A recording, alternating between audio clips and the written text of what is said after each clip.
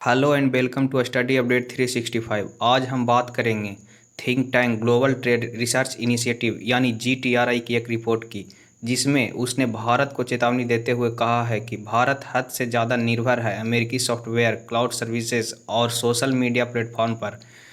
एक आंकड़े के मुताबिक भारत में करीब 692 मिलियन सोशल मीडिया यूज़र हैं, जो भारत की कुल आबादी का 49.4% के बराबर है, और लोग अपना प्रतिदिन औसतन समय भी 2 से ढाई घंटे सोशल मीडिया पे बिताते हैं। GTRI ने बताया है कि 50 करोड़ से भी अधिक लोग अपना स्मार्टफोन गूगल एंड्रॉयड पर चला रहे हैं।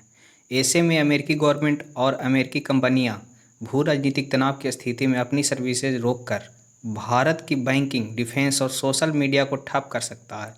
साथ ही सोशल मीडिया पर नियंत्रण कर लोगों की सोच को प्रभावित किया जा सकता है।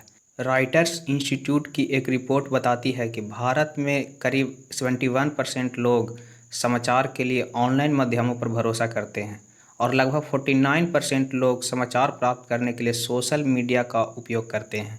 ऐसे में लोगों के माइंडसेट को सोशल मीडिया के जरिए परिवर्तित किया जा सकता है, और यह हमारे आंतरिक शांति के लिए खतरनाक हो सकता है। ऐसे में हमारे पास इन ऐप्स, क्लाउड सर्विसेज और सॉफ्टवेयर के विकल्प होने चाहिए, ताकि ज़रूरत के वक्त हम उस पर आसानी से शिफ्ट हो सकें। रसिया यूक्रेन युद्ध के दौरान US गवर्नमेंट और US कंपनीज ने अपनी सेवाओं और आर्थिक गतिविधियों पर रोक लगा दिया था, लेकिन रसिया ने टेलीग्राम व्हाट्सएप के विकल्प के रूप में और रूट्यूब यूट्यूब के विकल्प के रूप में विकसित किया हुआ था, और इम्पोर्ट सब्स्टिट्यूशन पॉलिसी के तहत माइक्रोसॉफ्ट विंडो की जगह घरेलू ऑपरेटिंग सिस्टम जैसे आल्ट लिनक्स, रोजा लिनक्स और अस्त्र लिनक्स विकसित किया है, जिसमें अस्त्र लिनक्स खास तौर पर डिफेंस और सिक्योरिटी सेक्टर के लिए तैयार किया है। भारत ने भी अपनी डिफेंस, सिक्योरिटी एजेंसीज और गवर्नमेंट ऑफिसेज के लिए इंडिजीनियस ऑपरेटिंग सिस्टम माया OS डेवलप किया है, लेकिन इसका उपयोग बहुत सीमित है। डिफेंस मिनिस्ट्री ने इसे सबसे पहले इंडियन नेवी में लागू करना शुरू किया है।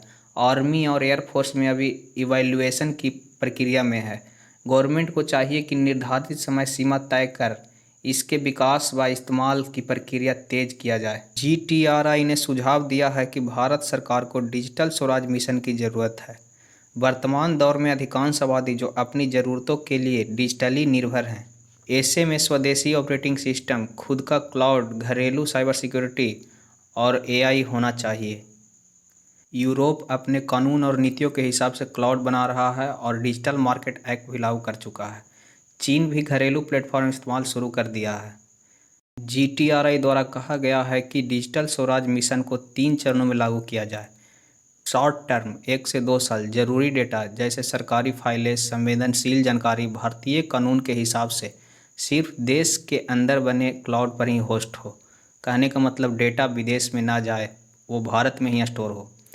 मीडियम टर्म 3 से 5 साल, धीरे धीरे सारी सरकारी सिस्टम को भारतीय सॉफ्टवेयर पर शिफ्ट किया जाए। सरकार और प्राइवेट कंपनियां मिलकर एक साझा संस्था बनाएं, ताकि साइबर सुरक्षा में मिलकर काम हो और खतरे को कम किया जा सके।